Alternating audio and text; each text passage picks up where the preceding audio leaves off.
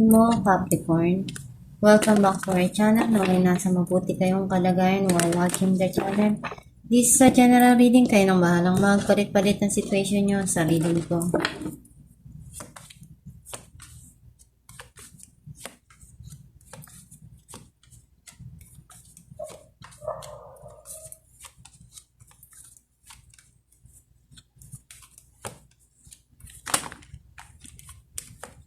At the bottom of the deck, Five of Wands. I feel like yung energy mo, nasisense ko na andun yung mga bagay na nangyayari ngayon sa buhay mo na nagkakaroon ng magulo, nag-struggle dun sa situation. Or you feel something here na may competition, may conflict dun sa nangyayari ngayon sa buhay mo. Ang mensahe ng card mo, nakikita ko na merong reconciliation or something here na may pag-aayos, may pagkikita. Nakikita ko na you're trying to balance and naguguluhan ka pa kung ano yung dapat mong maging decision right now dun sa situation na yon.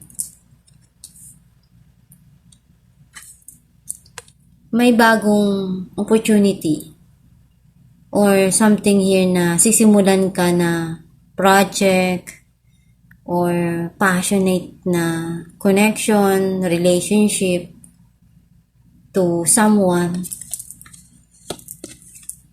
Pagdating sa trabaho, hardworking ka, gagawin mo lahat, and alam mo naman, yung pagsusumikap na yan, may reward yan palagi.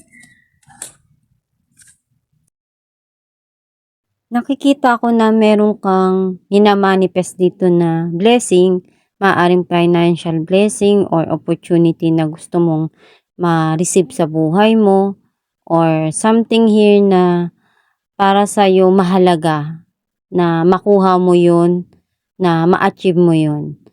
Some of you, meron ditong darating na pwedeng simulan mo na bagong career or pwedeng meron kang matatanggap or ikaw yung magbibigay mismo nung blessing na to sa mahal mo sa buhay or something na pwede mong maitulong or makakatulong ka sa isang tao. Nakikita ko na someone is pwedeng kinokorek ka or ikaw yung itinatama. May mga desisyon kang gusto mong ayusin. Nakita ko yung tagumpay, yung success and victory for you. Some of you pwedeng parating. Pwedeng public recognition, award, or promotion.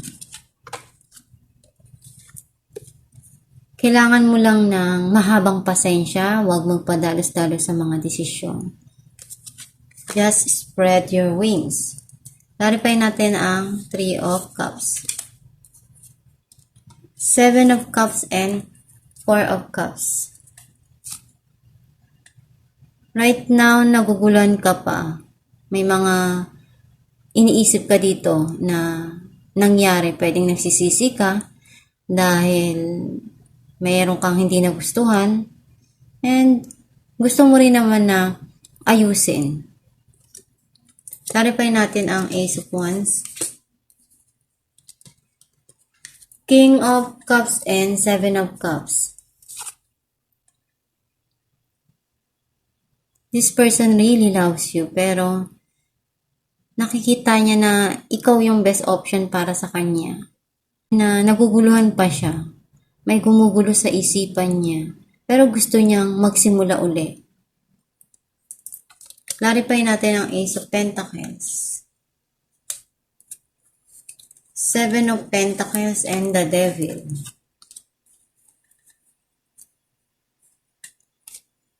Andun yung iniisip kong mag-invest uli. Kasi, why not to try?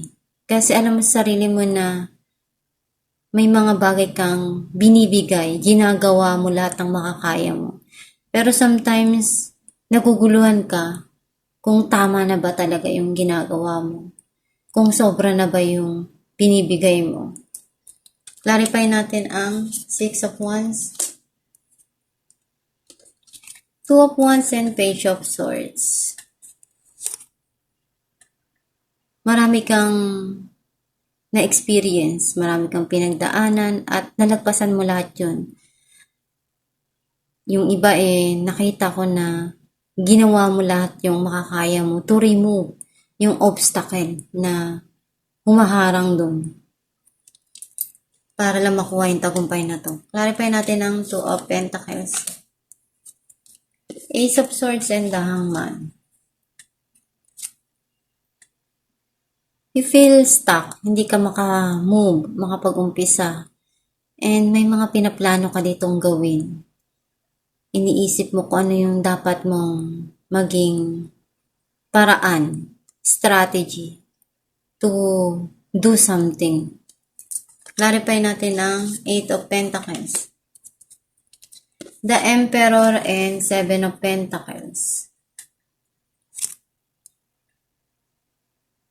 Ginagawa mo lahat pinagsusumikapan mo, andun yung effort, time, lahat ng makakaya mo kasi you're trying to do something here na magagawa mo, na makuha mo. And pwedeng nakikita ko na pwedeng yung boss mo, nakikita niya yung mga pagtatrabaho mo, yung pagsusumikap mo.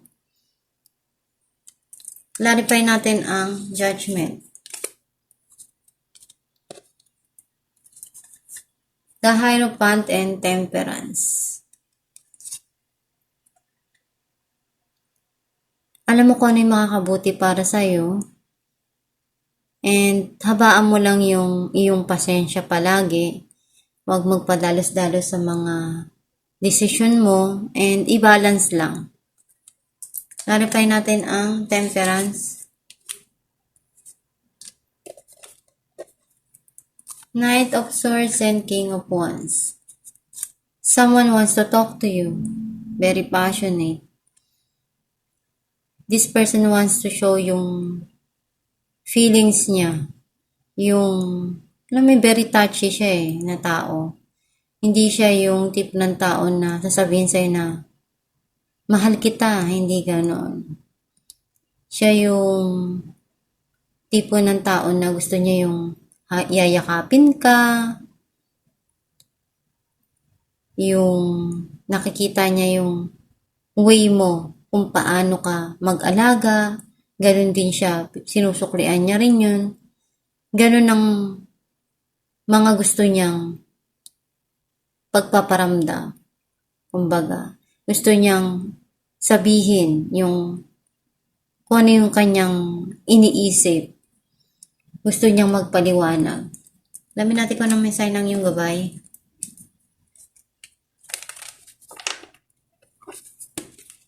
Ask us to help you in this situation and we will immediately go to work on your behalf.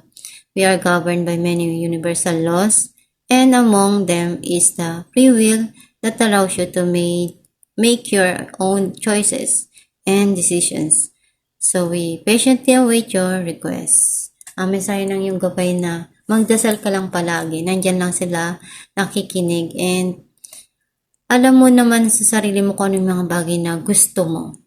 Iyon yung ihiling mo sa kanila, nagabayan ka, na daling ka dun sa tamang path.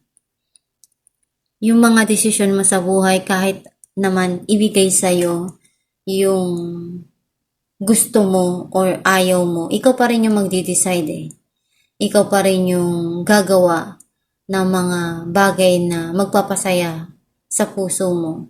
Yung desisyon na yan, ikaw pa rin yung mamimili. Ikaw pa rin yung haharap doon sa mga bagay na gusto mong tahakin. Basta magdasal ka lang palagi, gawin mo lang yung best mo sa mga dumarating sa buhay mo. At manalig ka na kaya mong harapin lahat. Magpakatatag sa mga bagay na dumarating sa iyo. At itong yung reading, Capricorn, kung nakaresonate ka, kindly comment down below. Thank you for watching.